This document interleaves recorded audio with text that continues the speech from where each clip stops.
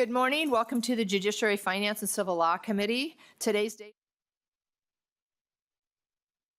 And the first order of business will be to approve the minutes of the 3rd of March. Do I have a motion for moving the minutes, passing the minutes? Representative Curran. So moved, Chair. Thank you. Thank you. Any discussion? Seeing none, all those in favor of approval of the minutes, please signify by saying aye. Aye. Opposed, same sign. The minutes are approved. This morning, the first thing I have to read the thingy. All right, going to read the safety notice. To ensure everyone can view, hear, and understand today's proceedings, we ask for your cooperation in maintaining decorum and civility throughout this hearing. For the safety, security, and comfort of all attendees, please note the following guidelines. Signs are not permitted in the hearing room. Verbal outbursts, shouting, or disruptive behavior will not be tolerated. Applause or other audible demonstrations are not allowed. Standing or sitting in walkways and aisles is prohibited. If you require any accommodations, please speak to the sergeant staff wearing the gold ties. State troopers and house security personnel are present to ensure everyone's safety. Those providing testimony will be given specific time limits, which must be strictly observed. If you receive an entrance ticket, please retain it, as it may be required for re-entry if you leave the hearing room. Failure to comply with these guidelines may result in the removal from the hearing room. Our goal is to conduct this hearing efficiently while ensuring everyone has the opportunity to observe and participate appropriately. First on our agenda, we have a presentation by the courts. And please come to the testifiers table and go ahead, introduce yourselves. We're going to move House File 3874. Actually, Chair Liebling. Thank you, Madam Chair. So I will move House File 3874 to be laid over for possible inclusion in a finance bill. Thank you, Chair Liebling. Please, the bill is before us. Please introduce yourselves and go ahead with your testimony. Good morning, Co-Chair Scott and Liebling. My name is Jeff Shorba. I'm the State Court Administrator for the Minnesota Judicial Branch, and happy to be here with you this morning. Along with me is Judge Michael Fritz, who's the Chief Judge in the 7th Judicial District, and you'll be hearing from him shortly. So, just a reminder, I was supposed to push this button. Anna.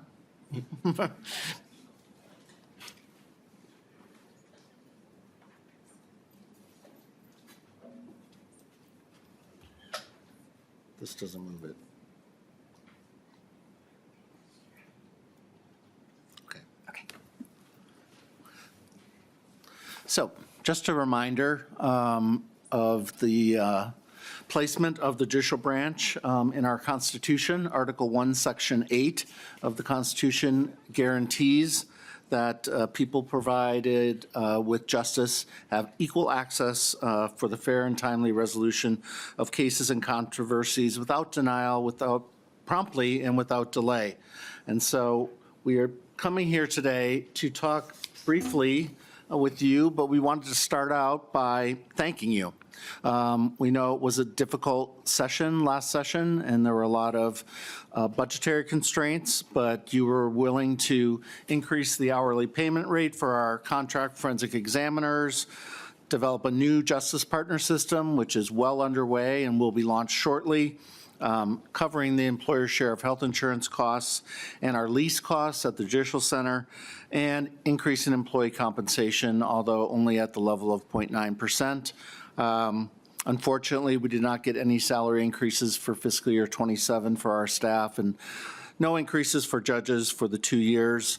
And we did have a healthy ask for juror per diem, and there was no money to do that as well. So just a preview, we may be back next session to talk with you further about some of these items, but thank you for what you were able to do. Given the uncertainty that we are having in the state, some of that maybe have been remedied a little bit by the forecast last week, but we understand that funding is tight and this is not a formal budget year, but our counsel has put forward a request for 2 items. One is some provisions to increase safety and security for our judicial officers and staff, and the second, to pay the employer share of the new Minnesota paid leave program. So I'll talk first briefly about safety and security, and then Judge Fritz will provide his comments, and then we'll talk a little bit about Minnesota paid family leave. Threats are on the rise, both nationally and in Minnesota, to all public officials, including judges and court staff. The tragic shooting of lawmakers last June has been felt throughout the judiciary. We are seeing similar threats come to play in other jurisdictions. In Indiana recently, a state judge was at home, knock on the door, and someone shot him and his wife when they answered the door, similar to what we saw last June. Luckily, he survived. The litigant felt like he did not want his trial to move forward and decided the best way to do that was to shoot the judge.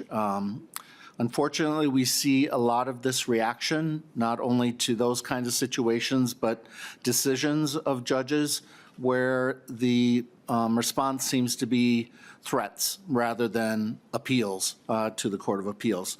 So you can see from the slide that total incidents are up 47%, threats are up 85%, and actual disturbances occurring in a court facility up by 50%. And so we are tracking those numbers, and we continue to see them rise year after year. So those numbers that I just talked about were 24 to 25. As a result, our top priority is to secure funding for a package of proposals that we believe will help improve safety and security of judicial officers. There are 5 components to the proposal, so I'll just briefly go through those 5. The first is funding to provide personal data protection. This request would fund annual licenses for a service that continuously removes or masks personal information. We're modeling after things that the legislature is doing themselves for their members, I believe in the House and the Senate. This is something where we would work with a vendor to provide this protection on an individual basis for our judges and for our court administrators. The second involves home security, again modeled after some of the work already being done in the legislature. The dollar amounts here that you see on the screen are ones that are modeled after, I believe, the Senate ideas that they're implementing there. Judges will tell you that, especially if they have some kind of screening in their courthouse, they may feel safe there, but the problems occur when they go home. And we're seeing more and more threats directed at judges' residences and, unfortunately, judges' families. And so home security is something certainly on the mind of our judiciary. The next request is to seek 2 positions to supplement our judicial security unit. We operate in 103 locations across the state, and we have 1 person who helps coordinate security. And initially, she was hired to do things like continuity of operation plans and policy planning, but unfortunately now she's spending most of her time doing threat assessment analysis and working with the BCA and our local law enforcement. So we believe it would be helpful to have individuals with a law enforcement background who could help us to do those threat assessments. As you know all too well here, when you get a threat, the first question you ask if you're not a law enforcement person is, what should I do with this? How serious is it? What should I tell my family? Where should I take precautions? And unfortunately, even though we send all of ours to the BCA Fusion Unit, it takes a little while to get an answer. And so we believe having some staff who can help us with that, maybe not located here in St. Paul, but maybe on a geographic basis somewhere else to look at those threats. The fourth component has to do with Chief Justice security. We're requesting funding to provide security for the Chief Justice when she goes to public events. This is not a security detail, as you find with the governor, but rather she attends about 80 to 100 public events every year, and we would like her to be escorted by somebody who can protect her, somebody with a gun. So this amount of funding, it's about $100,000, would permit contracting with the State Patrol or some other law enforcement to provide that protection when she is traveling to public events. And then finally, we are asking to resurrect our courthouse security grant program. We have done this on 3 other occasions. These are matching grants given out to the counties to shore up courthouses. As the number of threats go up, the counties are becoming more concerned about some of the courthouses around the state who could use some updates. And so we're asking for a one-time funding here of $1 million to provide grants to counties across the state. Here's an overview of the safety and security cost breakdown for each of these items going out into 28 and 29. You also, I believe, have in your packets some information provided by the Minnesota District Judges Association, who are also supportive of this request. And I will pause now and ask Chief Judge Fritz to provide any comments on the package. Good morning, co-chairs Scott and Liebling and members of the Judiciary, Finance, and Civil Law Committee. As introduced, my name is Michael Fritz, and I have the privilege of serving as the Chief Judge of the 7th Judicial District. The 7th Judicial District is made up of 10 counties, and it extends from St. Cloud to Moorhead. There are Becker County, where I am chambered, Benton County, Clay County, Douglas County, Mille Lacs, Morrison, Otter Tail, Stearns, Todd, and Wadena. We have 30 judges and 1 referee. I have been a judge for 12 years, almost 2 years as a chief judge of the 7th Judicial District. And before I was appointed to the bench, I was county attorney of Becker County for 7 years. And for 14 years, I served as an assistant Becker County attorney. Thank you for this opportunity to speak in support of the judicial branch's safety and security request today. As previously mentioned, and I believe it deserves highlighting again, over the past few years, the branch has seen concerning increases in total incidents reported of 47%. Threats to persons and property has increased by 85%.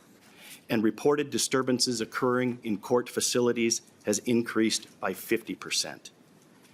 These percentage increases are alarming, which is why our judicial safety and security request is so vitally important to the safety of judges and their families, court administration, and for the public that enter our courthouses every day across our great state. For perspective, there were 211 incident reports filed statewide in 2024. In 2025, there were 310 incident reports made. That comes to nearly 6 incident reports per week. Just in the past 2 months, there have been 11 incident reports filed in the 7th District alone. Counting the one reported yesterday at 10:40 in the morning, we are at 12. That average is more than 1 per week, and if we continue at the same pace, the 7th District will have over 60 incident reports filed in 2026, which would double our 2025 number. State Court Administration Office currently has 1 person that intakes and responds to these incident reports. In many incidents, individual chief judges are attempting to help with the responses, or the individual judge is left trying to figure out measures to keep themselves and their families safe.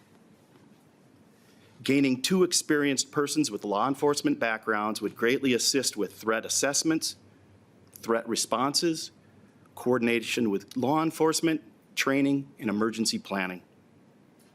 In my combined 32 years as a lawyer and judge, I have never experienced the level of hostility and the number of threats that exist today towards judges and their families. Judges face threats that are more personal and vindictive in nature because the decisions we make commonly impact on a person's freedom, family, and/or finances. We decide cases and controversies daily where the parties are asking that we rule in their favor. Our decisions can invoke strong emotional reaction, including anger when our ruling is contrary to the party's request. Anger can escalate into threats, intimidation, and/or harassment. A judge in my district had a litigant in a contested custody proceeding discover where the judge lived and came to the judge's home during the workday while the judge's daughter was in the home. The litigant was recorded on a doorbell camera berating the judge, and the judge's child was home and had listened to that. Fortunately, the child didn't go to the door, and fortunately, the individual left without further incident. And I'm just going to interrupt right now and just say this may sound clunky as I go through this because I keep referencing the judge. I'm not naming the judge, I'm not naming the county, and I'm not naming a pronoun for it. I reached out to each judge that I will be discussing here today with some of these incidents and asked for their permission to tell a bit of their story, and I'm not including all the details because we don't want to really reignite the flames again. And so I apologize if it does sound clunky coming out. Another judge left in the middle of a judicial conference immediately after being informed that a litigant in a contested custody matter was asking court administration staff for the judge's address. On a previous occasion, that same litigant had been observed in the area where the judge parks at the courthouse. The judge did not want his family home alone in the event the litigant learned of the home address. And the event was so concerning, the judge felt it necessary to provide identifying information of the litigant to the child's school bus driver. And the law enforcement also notified the liaison officer at the child's school as well. Persons asking court administration staff for personal information about a judge is a common occurrence. Where do judges park? Where does a judge live? What time does the court day end? All are examples of reports I have heard before. Home security, online masking, and expanded judicial security unit would enhance the safety and security of judges and their families. In one county, 2 judges' homes have been repeatedly surveilled by drones. One incident, the judge was woken up at approximately 2 a.m. in the morning by a family pet. When the judge opened the door to let the dog out, there was a drone right in front of the door, approximately 10 feet off the ground. The drone activity continued on a number of occasions over a period of time, and not at a distance of 400 feet, which I believe is the federal regulation of how far they have to be away from residences. The surveillance was low or flying low. During one incident, the law enforcement was able to make it to the residence with a chase drone. However, due to the size and speed of the suspect drone, they were never able to catch it. Law enforcement reported that the drone was not the type of drone that a teenager would have. They estimated the cost in the thousands of dollars. Judges have had their private phone numbers discovered by litigants.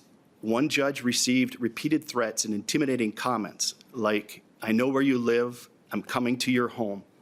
The calls were constant for a period of 15 minutes, even after the judge had hit the reject button. It did not stop until the judge handed her phone over to a Hennepin County deputy. And this was a judge from my district who was at a conference in Minneapolis here, a judicial conference, when these calls started. The litigant had made multiple concerning, threatening comments in 4 different counties. There were 5 different law enforcement agencies involved, initially conducting their own investigations response until it was discovered he was a litigant in those other 4 counties. Another incident involved multiple counties in multiple districts involving 3 different law enforcement agencies, including the FBI. In both cases, an expanded judicial security unit and intake process with a coordinated response would have likely reduced hours of investigation and a faster threat response. Judges have experienced social media online doxing and threats of doxing. In one instance, due to the nature of the online threats and threats to be at a judge's home on a particular date at a particular time, a date and time when that judge was going to be on vacation with family, the chief of police was so concerned that he removed the judge's mailbox from its post so the address wouldn't be as easy to find. And the chief of police parked his personal pickup truck at the bottom of the judge's driveway so nobody could gain access to the driveway and to the home. These are but a few examples, and I don't have to repeat today other disturbing and threatening incidents described in the MDJA's position paper that I'm sure you have all received by now. And I could go on sharing other incidents with you. However, I'm fully aware that as elected officials, you understand and appreciate the need for and importance of keeping judges, their families, court administrators, and the public safe. The measures identified in our request will aid in strengthening security at critical points, judges' homes, courthouses, and online environments. And I respectfully ask that you support the judicial branch's safety and security request. Thank you once again for this opportunity to testify on this very important funding request. Thank you, Chief Judge. Thank you for being here and for sharing those stories with us. What are we doing next here? Okay, I think, Mr. Schorber, you're going to go ahead with the remainder of the slides? Yeah, so Perfect, the go last ahead. part of our supplemental request has to do with the cost of Minnesota paid leave. As you're all aware, this went into effect in January of 2026. There is an employer share of the cost that has to be paid by the employer. The judicial branch did not receive any funding at the last session to pay for this. There was some funding that was given through negotiations at the end of session to the other branches of government. We are not here to debate Minnesota paid family leave. We're just here to see if we could have a little bit of a fairness thing here with some funding to the judicial branch as well. Anytime we get these mandates, we comply with them. They're the law. But this amount of money is not something that we can easily absorb. We're 90% people in the judicial branch, so right now we are having to figure out how to hold positions open to pay the cost of Minnesota paid leave. So that is our supplemental funding request, and I will pause there before I move on to policy proposals. Thank you, Mr. Schorba. We'll move on now to member questions. Representative Bliss? Thank you, Madam Chair. And like you said, we're not here to debate family leave. I want to know why we're funding, what makes you different than for instance, I've just met with the Congress of Minnesota Resorts up there. Small employers, 1, 2 employees, they can't come to us and ask for funding, extra funding for this. What makes this different? Why can't you just absorb the costs like you're expecting all of our businesses to do, or we're expecting all of our businesses to do? Mr. Schorba? Chair Scott, Representative Bliss, that certainly is a legitimate question. We know that there are a lot of other places who are burdened with some of the costs here. I would just say 2 things. One is again, the fairness issue. If it was good enough for the legislature and the executive branch to receive funding, I don't know why the third branch of government was kept out of that. We had initially put together an estimate that went to MMB, thinking that MMB would try to find funding for this, but that did not go through, and instead there were some deals made at the end of session that helped the other 2 branches, and to be honest with you, we were not in the room. So we did not have access to the decision makers in that. Second point I'll make is we are part of state government, and this is a mandate of state government, and I think it's only fair that if the state government is going to mandate this, that every branch, if they're going to get funding, receive funding for it. So that's why we have the ask. Thank you, Mr. Schorba. Follow-up to that? Just one comment. Yeah, I agree with your statement. If the state government mandates it, they should fund it. So I'd like our small businesses to follow the same. Thanks. Very fine. Representative Steer? Thank you, Madam Chair. So one question, you're going to have to walk me through this threat process. So judge received a threat, it goes into one person who's taking all these threats and vetting them. Why are we not using local police and sheriff's offices for this? Mr. Shorba? Chair Scott, Representative Steer, we're trying to send them not only to the Fusion Center, but also we do have discussions then with local law enforcement, and trying to coordinate with local law enforcement how to get a response back to the judge or to the staff member who got the threat. And that takes coordination, and as Chief Judge Fritz says, sometimes that coordination with local law enforcement is done by the chief judge, who obviously has other things to do as well. And so we'd like to have better coordination, because the other example he gave you is we may know this guy from Carver County or Ramsey County, and now something's showing up in Stearns County. And so we could better coordinate that with especially some people with law enforcement experience, but that's how we do it right now. It's a little haphazard. Representative Steer? All right, thank you for that. Just since I have the floor, on 2.27 of this one, so you're giving the State Patrol the same peace officer authority as a local police or sheriff. I just want to ensure that we're giving them training for this. State Patrol troopers are trained in 169, so that's your traffic code, and local police and sheriffs are 169 and 609 criminal code. So we're asking the state troopers to do criminal code when they've never been trained on how to act or respond to criminal code. So if there's a funding piece we can do here, or talk to the State Patrol to ensure that the troopers that are going to be assigned to this actually have the training to enforce it, that would be great. Thank you, Representative Steer. Mr. Shorba, any comment on that? Chair Scott, Representative Steer, I think that's an excellent point, and we are currently talking with the State Patrol about this. You're correct. Some of them are trained differently, especially the ones who provide services to the governor, and so we might want to use some of that. We are testifying Monday in the Transportation Committee, and I'm sure we'll get a question like that. And obviously, those would be the right venues to see if there's additional training costs that we don't know about. Thank you. Representative Feist? Thank you, Madam Chair. A couple of comments. The stories that you shared really are terrifying, and we appreciate the role of judges in the judicial branch so much. So I'm sorry that you're going through that. We also are going through that. One of my teenage son's friends did a ding-dong ditch in our house in the middle of the night, and it was so terrifying. My daughter slept in our bed.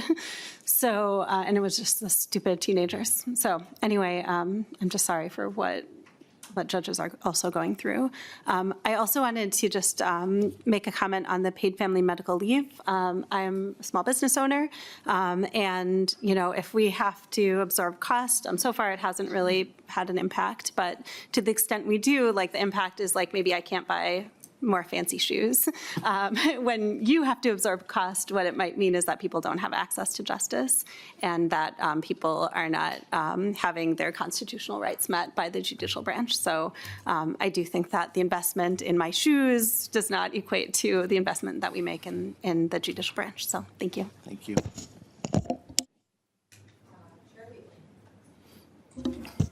Yeah, thank you, Madam Chair. And Judge Fritz, I also want to just express my solidarity with you, I guess would be the right word, and with all of the judges. And, I often think that as elected officials, of course, we experience a lot of the same, but I can't imagine it's to the degree that judges do, because of the very reasons you put forward. You're making somebody mad almost every day.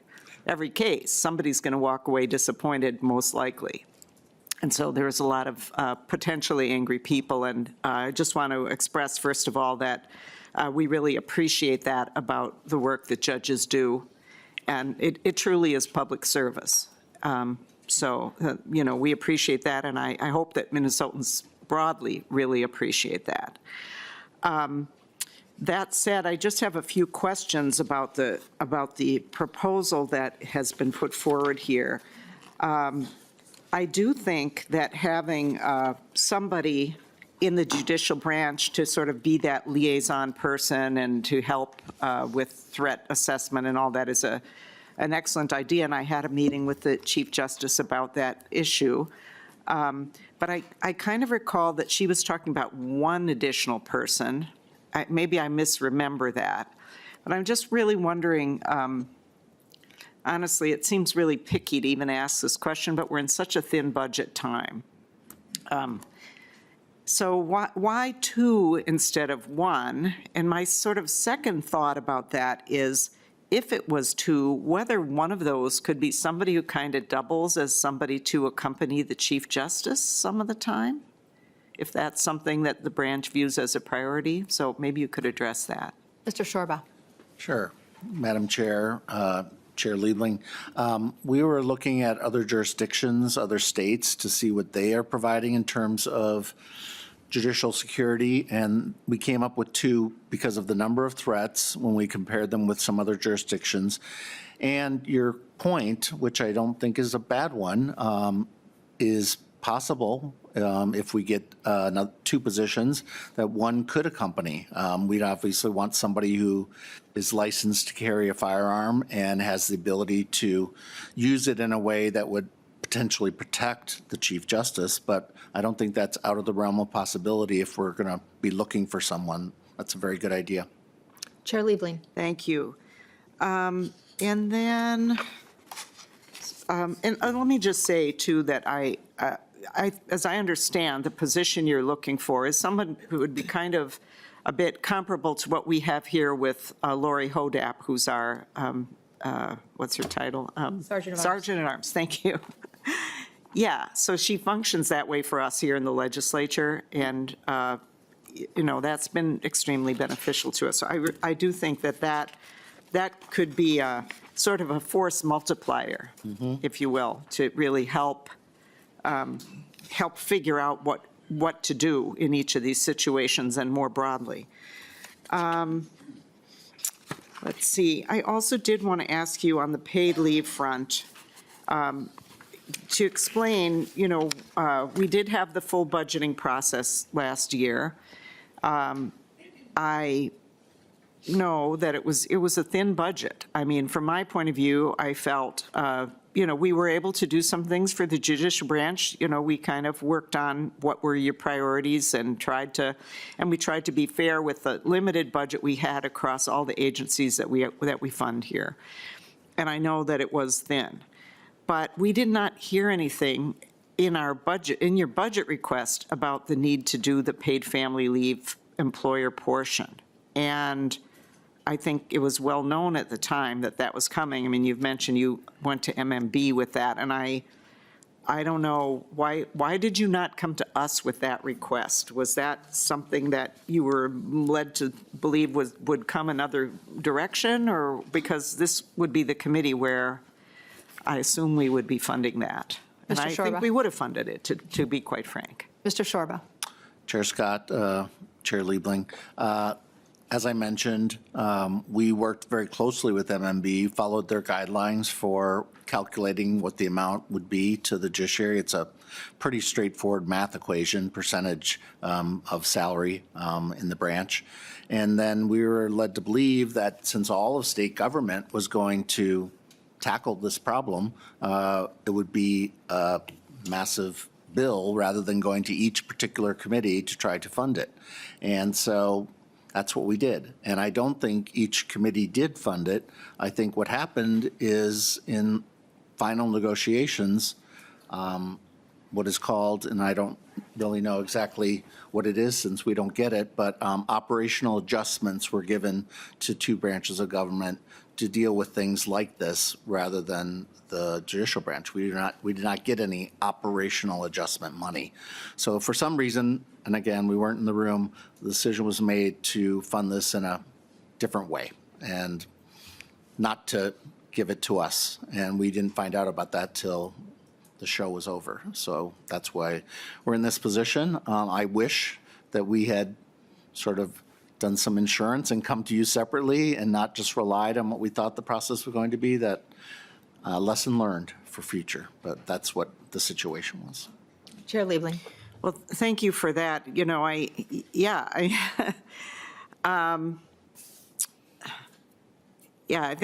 think that was really an error.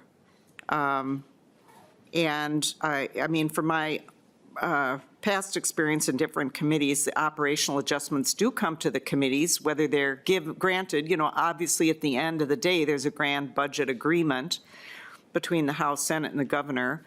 But if it doesn't filter up from the committees, oftentimes it doesn't exist. And I do want to say on the record that I am concerned about the judicial branch being left out. And, as legislators, we have leadership that goes in and negotiates for us at the end. But we're not just abdicating our role to our leadership. They answer to us, at least this is my view, right? We as legislators, we don't elect leadership and then work for them, they work for us. And so if we are to be advocates for the judicial branch has to come and tell us what you need so that we can be advocates for you. It is very distressing to me that you're left out of the negotiation at the end. And I think the people on this committee and in the committee in the Senate that is the Judiciary Committee, we are the legislators who most closely should be understanding of the judiciary and its important role and that it is a separate branch of government and we have to be the advocates for you. So I hope that in future we can work ever more closely together. We may not always agree with you. In fact, I'm sure some of the requests here that you're making today, we may not agree with all of it, but nevertheless, the importance of your role and the fact that you need to be at the table, absolutely. And, please do call on us to be in that role so that we can do it for you. So thank you. Thank you, Chair Liebling. And I just want to say, Mr. Sherb, I want to thank the Chief Justice. She reached out to me after the fact and expressed her disappointment of not being invited to the table by the governor. It's a huge oversight on his. If there's an oversight or intentional, I can't, I don't know what was happening in those final hours. But to leave your branch out of those talks, there's some righteous indignation there. And so I hope that won't happen again. And I do urge you to come to us with those kind of concerns. And before we move on to the policy pieces, I just want to say, and Representative Feist, love ya, have great respect for you, but this is so much more than a difference of buying a new pair of shoes, this paid family medical leave. I hear about this issue everywhere I go, church, Target, Walmart, chambers of commerce. It's a huge burden on particularly on our small businesses. And to equate it to just a simple pair of shoes, it's just life and death for a lot of these businesses. And because not only do they have to help fund this, but they have to get somebody to backfill when that employee is out up to 20 months out of the year. So I just want to put that on the record. And Mr. Shorba, let's go ahead. What we're going to do right now is lay this bill over. And then we will move on to House File 3874 is laid over, and we will move on to 3875. And this is the policy bill, and Chair Liebling, it looks like there is an amendment. Would you like to move that amendment? Is it A1? Thank you, Madam Chair. And so I would move House File 3875 to be laid over for possible inclusion in a policy omnibus bill or something, committee bill. And I would move the A1 amendment to get the bill in the shape in which we would like it to be heard. And I would ask maybe if staff could explain the amendment. I think Mr. Johnson, maybe, were you, I don't know who. This is the policy piece. I'm happy to do it. The For courts Johnson. may also prefer to address it.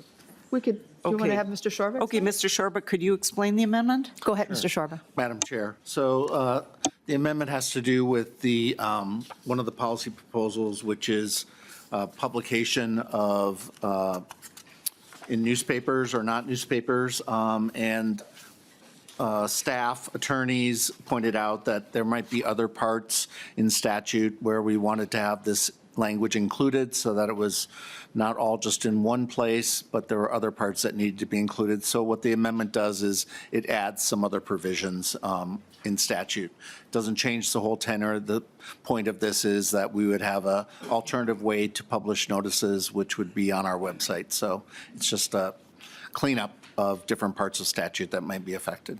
Chair Liebling. Thank you, Madam Chair. And Mr. Johnson, did you have anything to add to that? Mr. Johnson. Madam Chair, Chair Liebling, I think that's an accurate description. Currently, there are very specific requirements related to publication that require the use of a newspaper in most situations. This would allow the courts to publish things on their website instead of relying on publication in a newspaper. Okay, thank you. Thank you. Any discussion on the A1? If not, all those in favor of adoption of the A1, please signify by saying aye. Aye. Opposed, same sign. The amendment is adopted. Mr. Shorba, if you want to go ahead with the remainder of your PowerPoint on the policy side. Thank you, Madam Chair. So our policy bill has 7 provisions, and I will just walk through those provisions and then certainly answer any questions that I can about those provisions. The first one has to do with jury composition. We had a jury task force that made a number of recommendations that they thought might improve the diversity of our juries. One of them you heard last session, which was to increase the jury per diem, which I already mentioned.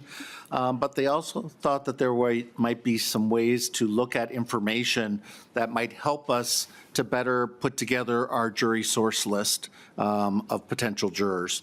So there are 2 parts to this provision. One is the way that we develop and summon jurors are by 3 sources of information. One is voter ID, one is state ID, and one is driver's license.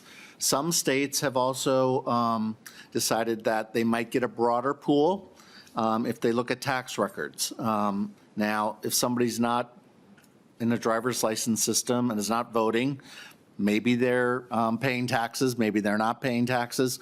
We don't want to change that without knowing what the impact would be. So what we're asking for here is to reach some kind of agreement with the Department of Revenue so that we could look at how those tax records might expand the jury pool. Not to put it in place, more like a research project to see if it's going to make a difference. And then if we think it will, we'd come back to this committee and debate that at some other time. The second is to look at Department of Public Safety, race and ethnicity data. Right now, when we put out a summons, as returning the summons, we ask you to voluntarily provide race and ethnicity data. The Department of Public Safety does that when you apply for a driver's license, and we'd like to be able to compare that data. Because when you get a challenge to a jury, the question really is the jury representative under the Sixth Amendment? And it's really sort of a data thing. And we think this data might help us show whether we're doing a good job or whether we're not doing a good job. And again, not putting it into place, not requiring them to give it to us forever, but to take a look and see what difference it would make in our jury pool. So that's the first provision in the policy bill. The second is to increase the no-fault arbitration limit. The limit is currently $10,000. It has not been increased in 25 years. And no-fault arbitration cases involve medical expenses, automobile expenses. Both of those have gone up significantly in 25 years. So we would try to increase it here to $20,000. If we were going to use just inflation, we'd be looking probably at $35,000, but this would put it at the same level as conciliation court limits, which this legislature has already increased. And we're not debating whether no fault's a good thing. It's a mandatory law here in Minnesota. We just want to make sure that the limit matches what we're dealing with in terms of costs for these kinds of cases. The third has already been mentioned, which is to, we believe, modernize the way courts are doing publication. Right now, the statute requires notices to be published in a qualified newspaper. We believe there may be more efficient, effective ways to do notice. And so this would allow the courts to publish notice on our website, and we would develop a different place on our website to do that. The next provision has to do with simplifying the conciliation court process. Right now, there seems to be a disparity in how service is done under the conciliation court process. For conciliation court claims under $2,500, the court provides service. If they're over $2,500, the plaintiff provides service. We think this is a change that probably got lost somewhere, and we're trying to just make it clear that they're all done the same way, whether it's less than $2,500 or more than $2,500, that it's done by the individuals who are bringing the case. The next provision is notices in divorce and separations without children. Again, this is a workload issue right now. It requires us to notify children and family services if there is a divorce, whether you have children or not. Again, we think this is a error that never got changed, and we have met with people from the Department of Children and Families who has reviewed the language, does not have a concern, does not see why we have to do this notice when there are no children. The next provision is really one we think will help victims. If you get a restitution order and that order is in effect, it lasts for 10 years. If you have not had your restitution paid, right now, under statute, you need to file a separate case and pay that filing fee. So we think this should be easier to do. And if it hasn't been paid, we would administratively extend the restitution order for the amount that has not been paid, rather than having people having to go back into court and file things. And then the last provision has to do with the Child Protection Council that was authorized by this legislature to look at child protection and maltreatment cases. They are putting together a final report. They met with thousands of people, heard thousands of surveys and other kinds of things, and they need a little more time to analyze the data, so they're asking to have until the end of the year. It'll probably come to the legislature before then, but they need a little more time to do their final report. So those are the policy provisions, and I am open to questions, comments, other thoughts. Thank you, Mr. Sorba. Before we move to member questions, there is Lisa Hills with the Minnesota Newspaper Association is on the list to testify. Please come forward, introduce yourself for the tape, and go ahead with your testimony. Hey. Go ahead. Okay, good morning, co-chair and committee members, and thank you for letting me be here today. My name is Lisa Hills. I am the executive director of the Minnesota Newspaper Association. M&A is the trade association for Minnesota's 242 newspapers, from the Star Tribune to the Hanska Herald. This bill would eliminate the longstanding requirement that important notifications issued by the judicial branch be published in newspapers. Instead, those notices could be posted on the judicial branch website, and M&A does oppose this change. We don't disagree that Minnesotans access information differently now. This is why state law already requires that notices published in newspapers must also be posted on the newspaper's website in front of any paywall so they can be seen and read by anyone. Notices are also posted on a searchable statewide public notice website maintained by the Minnesota Newspaper Association at no additional cost to the judicial branch. While there may be fewer newspapers in our state than there used to be, there are still 242 of them, and Minnesotans do read newspapers. 86% of Minnesotan adults read their local print or digital newspaper each month. We are confident that public notices disseminated in newspapers and on their websites are more likely to be seen by the parties who are the subjects of the notice or by friends and family who know the parties and can notify them than the notice posted only on the judicial branch website. Public notices placed in newspapers as a means of alternative service of process has been validated by decades of experience and practice. Making the kind of dramatic change post here could very well raise questions about the legitimacy of service and invite due process challenges. For example, what happens if the court's website experiences an outage? Will a notice requirement still be considered fulfilled if it's not viewed? And these aren't just hypothetical situations. Minnesota's judicial branch website experienced an outage as recently as February 20th, according to the court's social media accounts. Government websites, unfortunately, are frequent targets of cyber attacks. The Kansas court's website was down for nearly 3 months in 2023 because of a cyber attack. Publishing these notices on the judicial branch website greatly reduces the accessibility to them, as well as removes any proof of publication, which is critical to avoid challenges. Newspapers provide notarized affidavits of publication for public notices. Public notices in newspapers are a permanent record held by an independent third party. And what would serve as proof of publication if these notices were only posted to the judicial branch website? Rather than eliminating the publication requirement, M&A believes a more valuable discussion would be how to address the situation when there truly is not a newspaper available for publishing a given notice. There are also ways that M&A can assist the court with efficiencies. For example, we can provide a list of qualified newspapers by county, along with assisting with placement of their notices.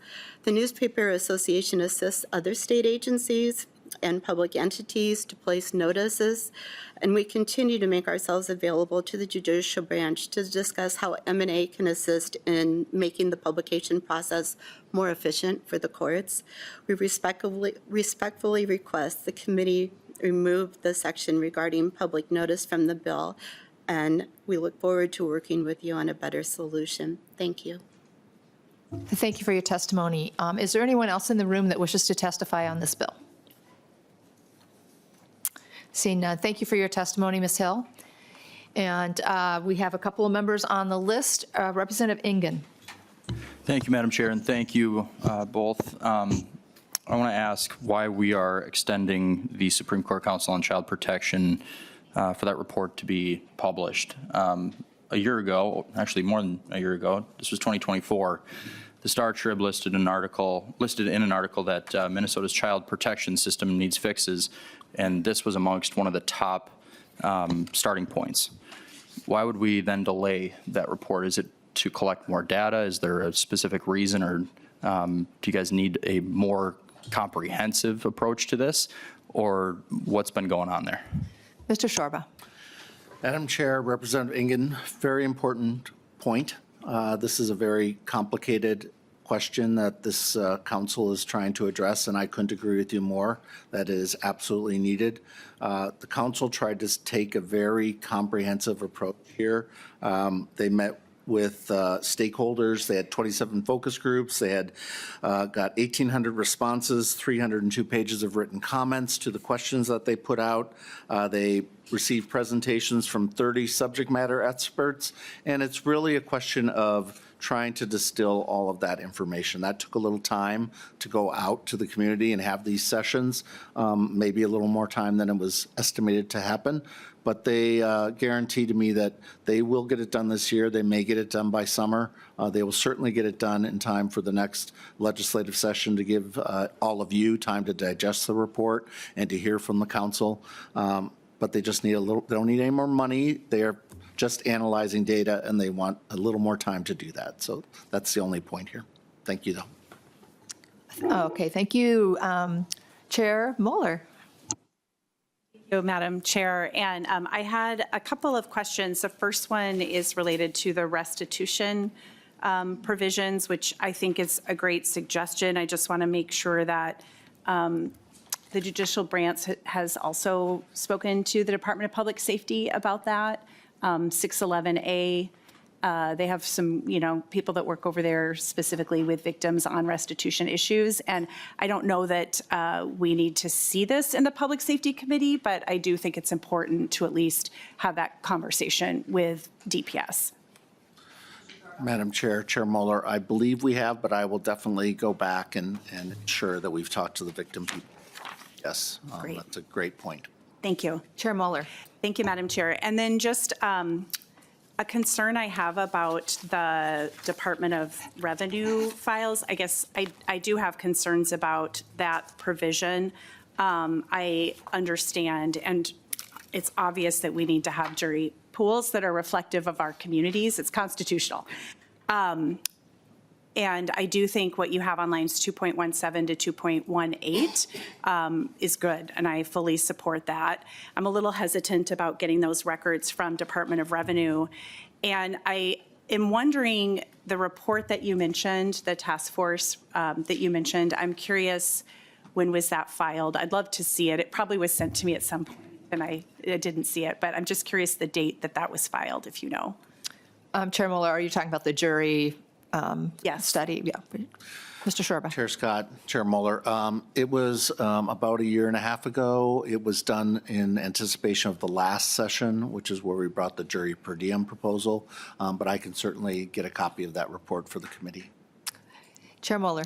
Thank you, Madam Chair. Yeah, I would appreciate that. And I also am, we made a number of changes in 2023 that were meant to expand people's access to voting. So we had automatic voter registration, we had restore the vote. And so I'm curious if any of those things have made an impact on the diversity of our jury pools or brought more people in. And so I don't know if any study has been done with that regard, but that would be something I'm interested in as well. Thank you. Thank you, Chair Mueller. Any comment on that, Mr. Shorba? Madam Chair, Chair Mueller, I do not believe we've done any analysis on that, but I will check with our research staff to see if that can be easily done. Thank you, Mr. Shorba, and your testifiers and the testifiers that were here today. Chair Liebling, do you have a question? Oh, go for it. Yeah, thanks, Madam Chair. I was waiting to everyone else to get their questions in, but I do have some questions on this. And Mr. Shorba, my first question kind of goes back to this notice by publication. And I must say, this is an issue that I've seen a number of times in my time here. It keeps coming back, and I think as technology changes, and it just occurs to me, clearly there's a fiscal component to this as well. And the fiscal component doesn't get discussed. And I just wondered if you have an estimate of, clearly the courts would save money by not using the newspapers. Clearly the part of the concern from the Newspaper Association is loss of revenue. So could you just address that so we can kind of get that elephant out of the room here? It's a big elephant. Chair It's been around here for Scott, Chair a long Liebling, time. on an annual basis, the judicial branch pays out to newspapers $250,000 a year, and it also takes a lot of time. I recognize the Newspaper Association is offering assistance, but our job is to find the newspaper and figure out where we're going to publish it, and then it's very complicated. We have to figure out with individual newspapers, and as she said, there are 242 of them. They all have their own billing systems. They all have their own ways to charge. Some take credit cards, some do not. They're working with a government entity. So our court administrators spend a lot of time finding the newspaper and then figuring out how to pay the newspaper, whether that's $50, $100, whatever. So there's a fiscal and a staffing impact here for us. And Chair Madam Liebling. Chair, thank you for that. And just to be clear, the proposal here is only for the notices the court itself has to post, not for any litigants' requirements to post. Madam Chair, Chair Liebling, you're absolutely correct. This is only about notices that the court is required by statute or rule to post, not individual litigants. Okay. Chair Liebling. Thank you, Madam Chair. And so next, I want to ask a little bit about this conciliation court service simplification. So right now, there's this limit of if the claim is not exceeding $2,500, the court administrator serves the summons for the litigant. And so when I look at that, I don't know what the original concern was behind this law, but it seems to me that this is something about that people with smaller claims tend not to have counsel. And so, and maybe you correct me if I'm wrong, but it seems like the court staff there is helping people who tend not to have counsel. And then as the amount of the claim rises, it becomes more likely people will have counsel. And of course, if they have counsel, the counsel can handle it.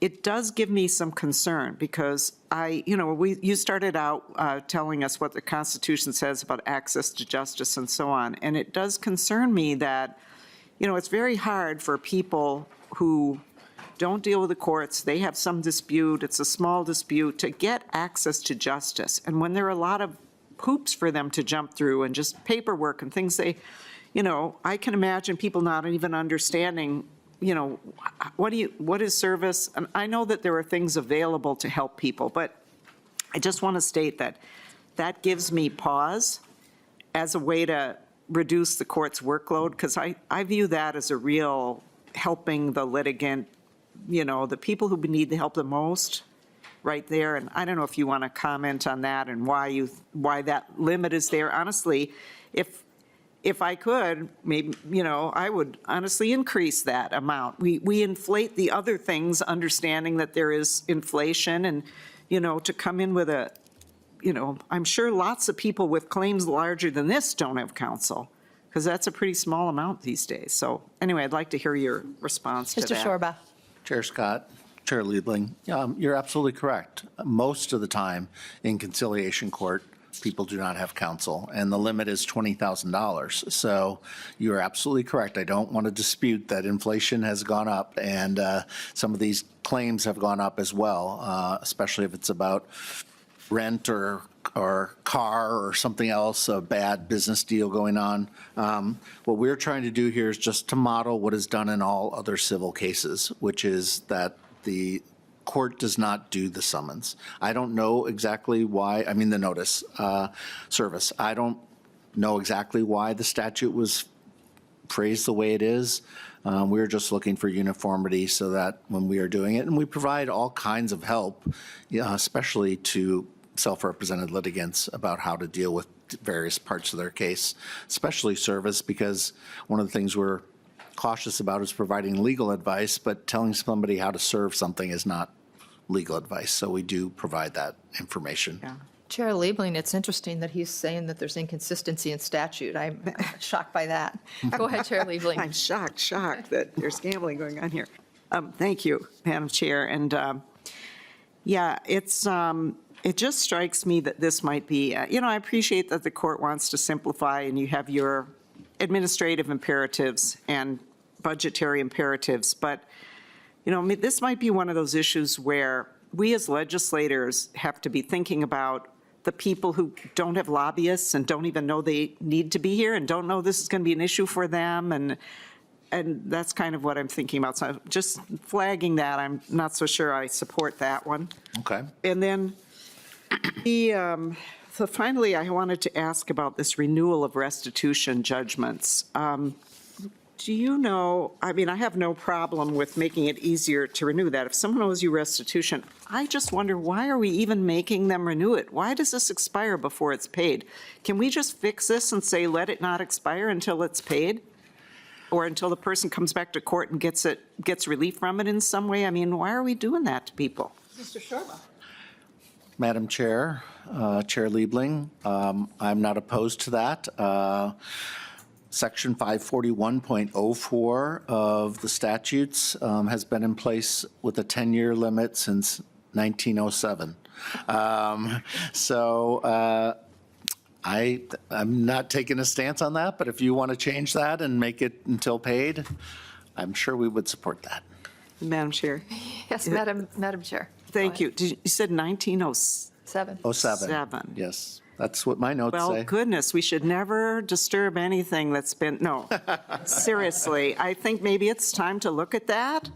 I don't know if there are any other, like, reasons why that might not be a thing we can do, but I think that would be really preferable. So I think we should have some more discussion about that, and maybe when the bill comes back and to move out of committee, maybe we can fix that one. So thank you. Thanks for answering my questions. Thanks, Madam Chair.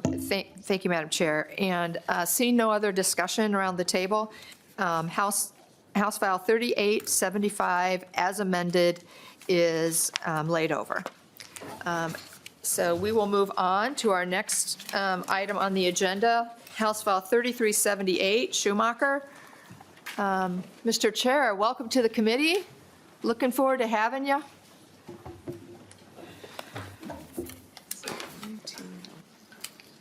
Seven.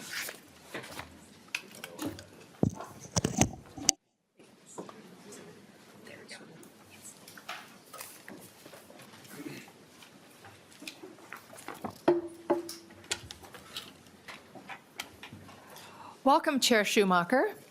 And I will move House File 3378. What is the motion here? That it be passed and referred to the General Register. And we do have, let's see, Mr. Chair Schomacker, why don't you tell us what your bill does, and then we'll add the amendments, or talk about the amendments, and then. Thank you, Madam Chair, and members of the committee. I have to say that this moment is a precious one for me.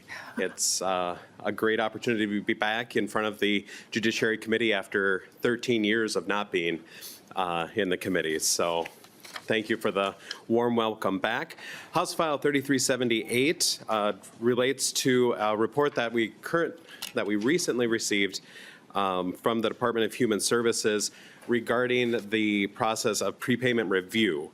So last fall, the Department of Human Services began a prepayment review process for 14 of their most high-risk programs to try and alleviate some of the payment and fraud issues that they're seeing. A report came back after the first bit of time in their efforts, and what we found in the report, and I believe the report is in your packets today, is that because they were citing Minnesota Statute 13.37, much of the report is redacted, including areas such as general vulnerabilities and policy recommendations. And given that we have a short time window this session to help the department with the policy recommendations and the matters that we need to, we sought out this bill to get the information unredacted for us so that we're able to use that information to put better policies together for the department. Thank you for that explanation. Okay, all right. Before we go to amendments, I guess we're going to go to testifiers. Do we have anybody signed up? Mr. Liebling, welcome to the committee. Please state your name for the record and go ahead with your testimony. Thank you, Madam Co-Chair and members of the committee. My name is Matt Liebling with Minnesotans for Open Government. I'd like to begin by noting that our organization supports Representative Schumacker's goal of getting more public data released from the Optum report. Those of us who spend a lot of time searching out government records, both state and federal, are frequently confronted with the problem of over-redaction, which you'll see in the DHS redactions made to this report. I've had a chance to review the redacted documents from that report in recent weeks, and I've provided one sample page from your packet for reference.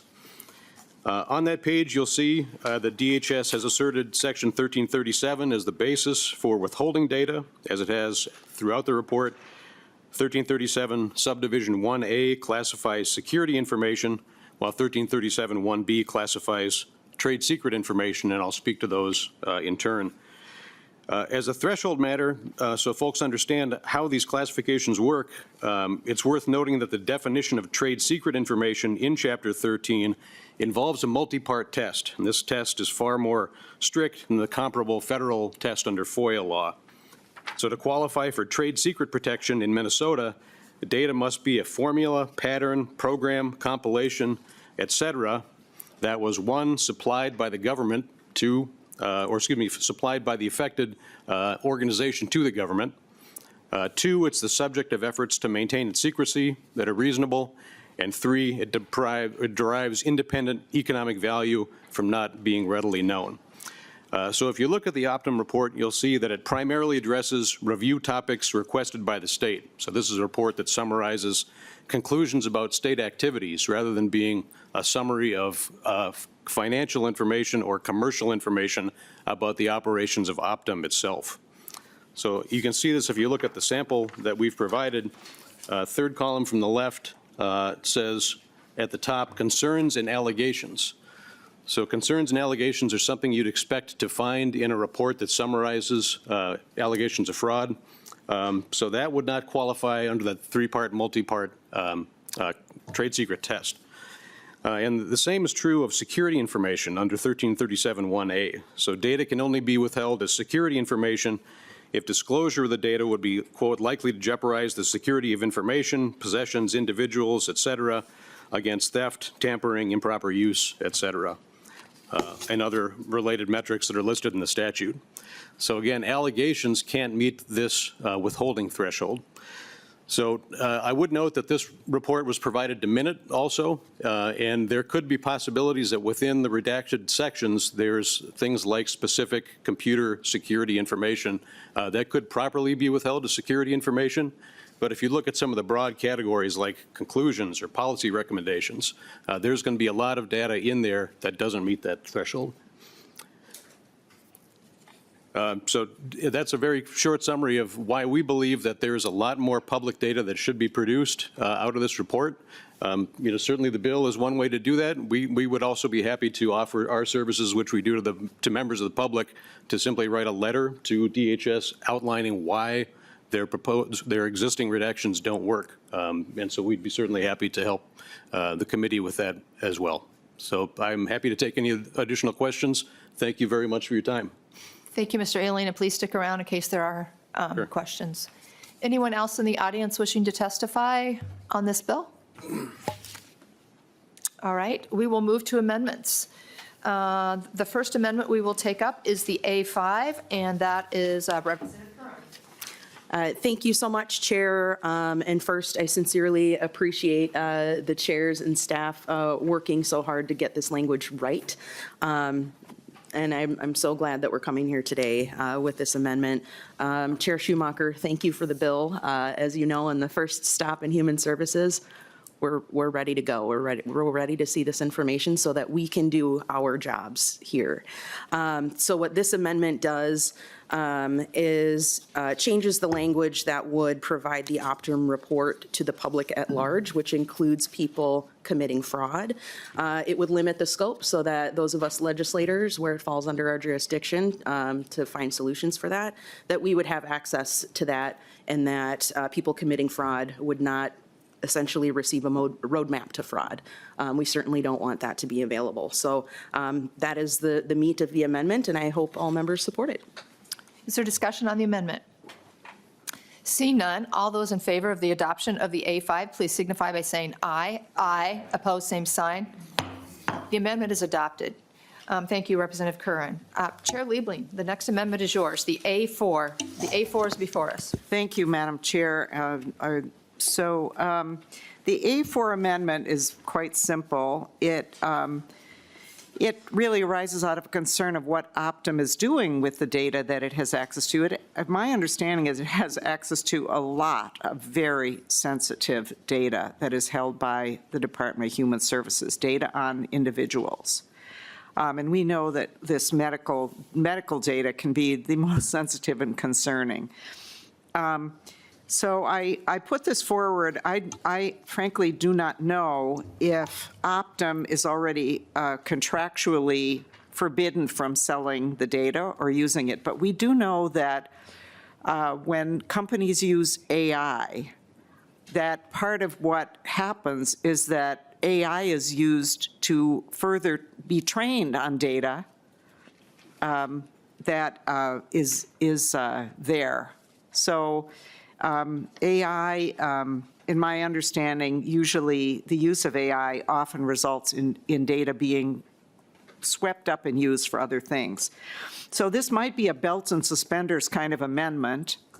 I'd love to hear from Optum or if Chair Schomacker knows if this is, how serious a concern this might be. But if it isn't a concern, maybe this is just belt and suspenders and we should adopt it anyway. But what the amendment says is that Optum must not sell, share, or disseminate any private data on individuals that it receives under or incidental to this contract.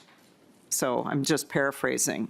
But, so I'd love to really hear if there's any comment on this. Otherwise, I can't imagine that any of us would be comfortable with this data being, sold, disseminated by Optum under this contract. So I think, this is probably something all of us here can agree to if it isn't already happening. So love to hear. Yes, thank you, Madam Chair. And Chair Schomacker, I forgot to give you input on the last amendment, so here's your big chance now on the A4. Well, thank you, Madam Chair, and thank you, Chair Liebling, for offering this. I'm not aware of anything within their contract. I looked at the contract briefly, or what parts had been released, but I don't remember this part being in there. I haven't heard any, since this amendment's been posted, any feedback or any resistance to it, and would take it as a friendly amendment for that. We did have a hearing in the Human Services Committee where we had Optum in and the department in to discuss the overall processes. I don't remember how you're talking about this. I don't remember that being a part of the discussion overall, so it's worthwhile to me to see that continue. Right, and Madam Chair. Chair Liebling. Thank you, Chair Schomacker, for that. And I just want to make sure that we formally move the A4, so I'm moving the A4. And, yeah, I don't imagine that would have been discussed, just because this is the data committee, and this is where we think about these things, and we worry about people's private data going where it shouldn't go, and so on. So would appreciate everyone's support on the amendment. Any further discussion on the A4? Representative Ingen, you're on the list. Was it your question to this amendment? No, okay, perfect. All those in favor of adoption of the A4, please signify by saying aye. Aye. Opposed, same sign. The amendment is adopted. Is there someone here from DHS? If so, please come to the table.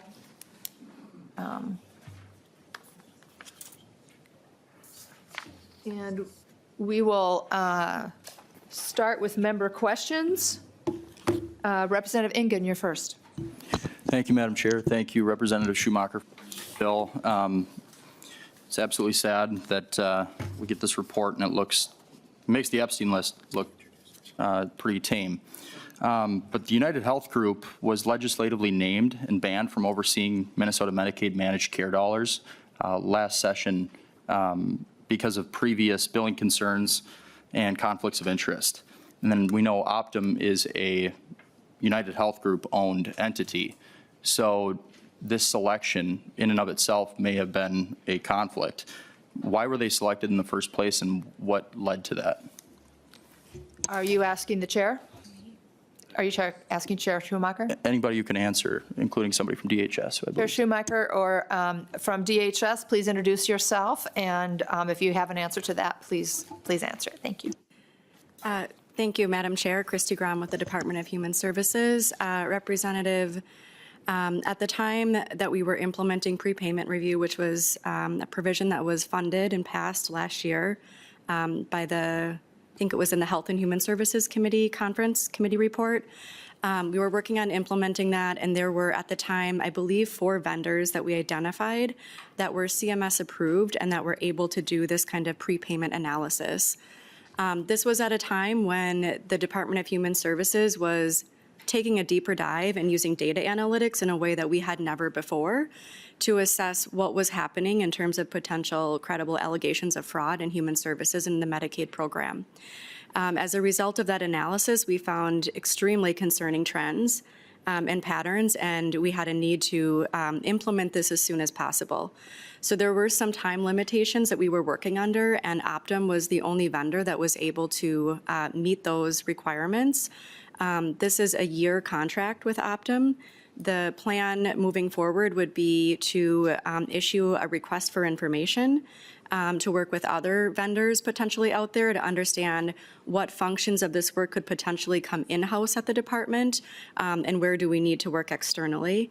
And then from there, look toward competitive bidding for the next phase of prepayment review. Thank you, Madam Chair, and thank you for that information. Can you tell me a little bit about that vendor selection process? Are there a couple of individuals that might be in charge of doing that and determining who's going to be receiving that contract? Ms. Grom. Madam Chair, Representative Engen, I wasn't personally involved, but I believe the commissioner has been on record saying that she was involved in that process and was, obviously one of the key decision makers. I believe Minute was also involved in that vendor selection, given the nature of the contract. Representative Engen. Thank you, Madam Chair, and that's exactly the issue. We have Minute, who did have an agent there who was working on that vendor selection, and he was previously employed by Optum for over 20 years. So that might be an inherent conflict of interest when the people who are selecting those vendors are also they're also embedded within the organization that they're selecting. And then we receive this, which just has absolutely zero transparency in it. That shouldn't happen again. It should never have happened in the first place, and I would recommend that actions be taken to make sure that that doesn't happen again. Thank you. Thank you. I'm going to pop in here for a minute and ask a few questions, and then we'll move on to the other members, because we've got a list going that's pretty substantial. So to Ms. Grom, I'm just wondering, did Optum request that this report be redacted in any way? Madam Chair, Optum did, well, there was a few different reports that Optum completed for the department, one of which was a claims editing system report, and the other was a vulnerability assessment, which I believe is the specific topic of the underlying bill. Yes, it is. If I'm not mistaken. And my understanding is that the claims editing system report was the report that did have some trade secret information, and I believe that was identified by Optum legal counsel. I can certainly speak with our counsel to confirm who identified that particular data. So the other report, the vulnerability assessment, that was reviewed by DHS General Counsel several times, and that was the report that contained the security data. And so is one of those attorneys that was in on that redaction in the room? Madam Chair, no, they weren't able to be here today. They weren't able to be here. Okay, and so they were noticed. How many attorneys are there that went through the report and made those redactions? Madam Chair, I can't say for certain, and I don't want to give you inaccurate information here today. Well, our staff asked for people to come here that could answer the questions. This is a committee that oversees these issues of data practices. And so I'm very disappointed that no one is here that actually was in on the redaction. To your knowledge, did Optum in any way communicate with DHS to ask to have the vulnerability report redacted for security information and for trade secret information? Madam Chair, to my knowledge, Optum's legal counsel identified trade secret information. That's the information that I did not receive from Optum. That was what I received from our general counsel. And so, Ms. Grom, was that on the vulnerability report or the other one that you mentioned? Because I thought initially you said it was the other one that Optum said, yeah, there's some trade secret stuff here. Madam Chair, yes, that's my understanding, is that the trade secret data was in the CES report. Okay, so we're talking about the vulnerability report here, the one that looks, it's black and white. So as Mr. Ealing laid out, and thank you for articulating that, when it comes to trade secret data, there is a three-part test. And so without an attorney here from DHS, we have no idea if they went through that three-part test. The second piece of that three-part test would almost certainly require that Optum reach out or that DHS reach out to them and ask them these questions. And so without having any of those attorneys here conveniently, we have no way of knowing if the law was followed here, if the data practices law was followed. I do know that when you blanketly in the report, just on the page, say that this is security / trade secret data, that is not following the law. You have to go section by section and say which law is you're substantiating the redaction upon. So at the very least, your attorneys, whom I'm assuming, I'm sorry they couldn't be here. I'm sure they're super busy. But please, refer to them to this tape. But we want them to justify, we want them to send a new copy of this report and go section by section on which part of the Data Practices Act they're claiming for the redaction, whether that's security, whether that's trade secret. And I also want to point out that if there's a sentence in a report that says, with the help of XYZ data, or XYZ company, or XYZ software, an internal, we are able to flag potential fraud, the only thing that you would redact in a sentence like that is just whatever that XYZ software or piece was that you're claiming to be trade secret. The entire sentence shouldn't be redacted. So I find it very curious that this report is so heavily redacted. And I'm not sure that you didn't, I don't think your attorneys follow the law. I think they're trying to hide something. But that's just me.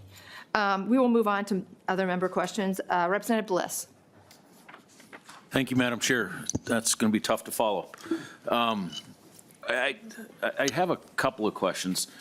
And I know this has been widely circulated throughout social media, but just if anybody in the public wants to see what we're talking about, this is the report. Everything is redacted, everything. If we go back to the recommendations of how we're supposed to fix this, it's redacted. And just as an example, I want to show you, I don't know if we're supposed to use props or not. This is an FBI report on UFO data, okay? This is a CIA report on 9/11. Less than 50% redacted. I understand that we're trying to protect privacy and trade secrets. I'm an IT guy from the private sector. I understand what, the trade secrets would be. But to have a report like this, just completely everything blacked out, everything black, and like our chair said, there's ways to hide the data or cover the secrecies. You could have person number 1 instead of John Smith. There's lots of ways to redact privacy data and trade secret data. This is not right. And I find it I had questions for your lawyers and for Optum, and is Optum here? Is there anyone in the room from Optum? This is ridiculous. Why? Can you tell me what the lawyers are doing today? Do you know? Madam Chair, pardon me, Madam Chair, Representative, I wasn't asked to bring the attorneys to this hearing. I was just emailed and asked if someone from DHS could attend. I can certainly, they are busy. I can assure you, we are very busy at the moment, but certainly if there is a request for this committee specifically to hear from our attorneys, we will bring that back to them. Typically, DHS General Counsel doesn't get involved in political matters, but I'm sure they would be happy to be here and describe to you some of the, the process they went through to redact this report. We just may very well do that. Thank you. And I don't see this as a political issue. This is not a political issue. If it were political issues, this side and that side would be disagreeing on this, and I don't think we do. So I'd like an explanation from somebody that would have an answer on why this is redacted this way. Okay. Thank you, Madam Chair. Thank you. Representative Mueller. Thank you, Madam Chair. I support this. I have a quick question and then a comment. My question is for nonpartisan. So if once our members of the committee look at this, they are still bound, I believe, by the Chapter 13 requirements, and just want to make sure we put on the record what the penalties are for violations of Chapter 13. To staff. Mr. Hopkins? Madam Chair, Representative Moeller, so legislators aren't subject to the Data Practices Act, so they wouldn't be subject to any penalties under Chapter 13. The amendment, the A5 amendment, provides that legislators or legislative staff must not disseminate or publicize any not public data they receive under this law, should it pass. And in terms of penalties or enforcement, that would be handled either as an employment matter by the legislature for staff or through the ethics process for members of the legislature. Chair Mueller. Thank you for that. I'm a little concerned about that, and I wonder if we could talk about adding the reference into the penalties provision of Chapter 13 at some point. And then just a comment, I wasn't going to say anything, but the comment made that this makes the Epstein redactions look tame is incredibly disrespectful to the victims and survivors who were harmed by Epstein, the Epstein class, and government officials. In spite of a law requiring disclosure in that case, many of the files remain hidden, including serious allegations against the president. There were public records that were there and have been removed. They also failed to redact names that identified victims and survivors. And you might have heard that Attorney General Bondi is called now to testify to the Oversight Committee. So we agree that with this bill that we need to, that there are too many redactions and we need to see it. But I just found those comments incredibly disrespectful to the victims and survivors in that case. Thank you. Thank you, Chair Mueller. Representative Hudson. Thank you, Madam Chair. I'm not even going to ask the question because I don't want to hear whatever ridiculous answer I would get. But the question I would ask is, what's the point of a report? Why do we spend, my understanding is we spent $2 million on this thing. You break that down, it's about $70,000 a page. And this is what we get for that money. The purpose of a report is to inform us of what's going on under the government that we legislate, and to inform the public. It's the whole reason for commissioning it. So I don't understand this process whereby a report is commissioned, it's produced, strangely enough, the people who produce it and have presumably time to edit it and consider what it is that they produce, discover that there are things in the report that shouldn't be known. Well, if that's true, then why did you put it in the report in the first place? So we got to redact that? And then for DHS to, through whatever process, which again, we don't know the process because we don't have the people here to ask what that process was, decide that when you're reading this report and it says general vulnerabilities include, and then it's a page of redactions. You get to recommendation, just redactions. You get to recommended policy, redactions. That does nothing for us. It spent our money, but it did nothing for us, and it did nothing for the public. Here's the thing. If there's an argument against what we're doing here today, it has not been presented to us. And the people who could make it are not here. So our presumption should be unredact. That should be the presumption we start from. And I'm glad that it seems like the members around this table agree with that general premise. But it cannot be overemphasized how ridiculous it is and what an impact it makes on public trust in our institutions that we would spend this kind of money on a report, turn around and redact it, and then not even show up to explain why. Yeah, I'm just wondering, Ms. Grom, I'm wondering if you got a report like that you had commissioned and you were supposed to make decisions based on this report, what would you do? Would you be able to do your job? Madam Chair, just to be clear, we don't oppose this bill. We've been on the record saying we don't oppose this bill. What our goal is to make sure that whatever passes out of the legislature related to the Optum report or other data that perhaps legislators we've heard want to see, that it doesn't provide a roadmap for criminals to exploit our systems further than they already have. So we support the goals of transparency. We also don't consider ourselves above the law. Our attorneys have looked over this information not once, not twice, multiple times, to even at the feedback that we've received from the legislature saying there's too much redacted. We've looked at it over and over to see what potentially could be bits and pieces that we could, bring back and unredact. So I just want to be clear, we don't oppose this. We just want to work with the legislature to make sure that you can get what you need. I will clarify that policy has a broader meaning at the department. We have our own policy. For example, policy around how we post our provider policies on our website or in our various provider manuals. I'm not trying to diminish that there could also be policy recommendations for the legislature, but I do just want to clarify that for the committee's awareness. Thank you. Representative Curran.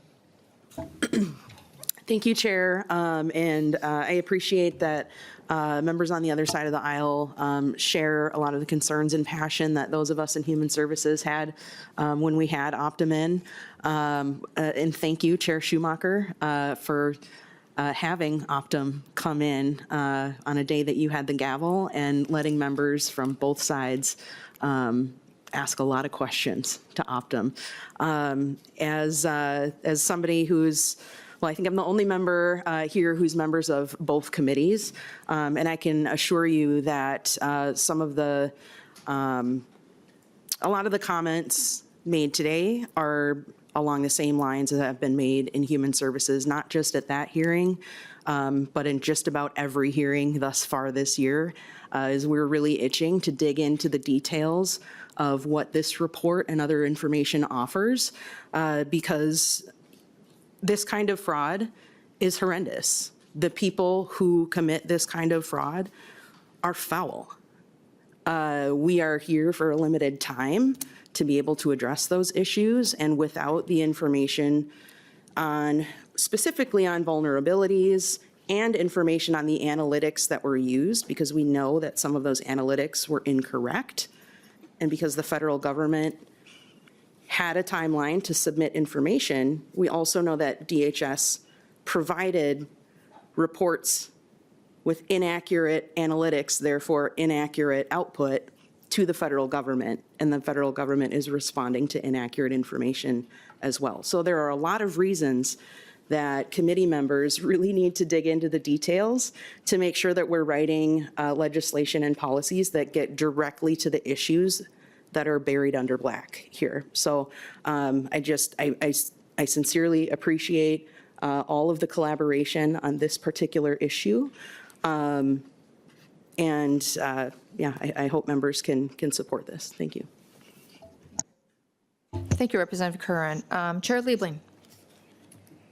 Well, thank you, Madam Chair. Thank you, Chair Schomacker, for your work on this. Ms. Grom, thank you for being here to take the weight of all of these questions, which you have a very tough job, and thank you for doing it.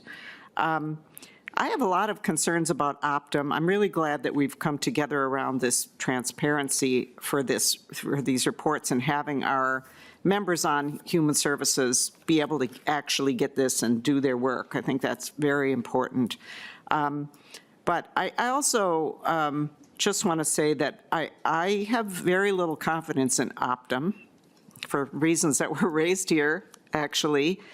And I think that this report, I'm glad there's skepticism about Optum on both sides of the aisle, because whatever this report is saying, however they did their work, it has the potential to help us as a state to address fraud, which is so important. We bipartisanly hate fraud and want to get it out of our programs. I know we all feel that way. Not one of us is okay with people stealing money that we have allocated to help people. Not one. But this report has the potential to either help us or to harm us, actually, because the way they look at the data, they have a potential, and especially if we don't have a full understanding of what they're actually doing in their analysis, it has a potential to come up with things that are absolutely not true. And I think our state's been harmed a lot by a lot of the rhetoric against us and the wild claims of how much fraud there is that are completely without basis. And yeah, we all know that we have to improve some things. We know that fraud has been a problem in our state. I don't doubt it's been a problem in a lot of other states. But this report has also the potential to put a bigger target on our backs that is unjustified. So I just really want to call that out. I think members on both of the sides of the aisle really have a stake in making sure that we solve the problem or problems that we have and not allow wild rhetoric, maybe even fueled by whatever Optum is going to tell us if they did it wrong, to make sure that we're not undermining the reputation of our state any more than it deserves to be undermined. I mean, we have had a reputation, I think, for many, many years as a very well-run state. And it is really sad that we missed seeing what was happening, and we missed dealing with it in more proactive way in some cases. But I just really wanted to put that on the record, that I'm concerned about this both ways. And I'm really glad that our members, I hope this bill gets all the way to the finish line, because I think we as legislators really need to understand this from all of that perspective. What are they telling us? I also did want to just take a moment to say that this whole issue of proprietary information, I think many of us believe that needs a larger reform. And originally that was going to be part of this bill, and we decided not to try to open up that whole question here on this bill.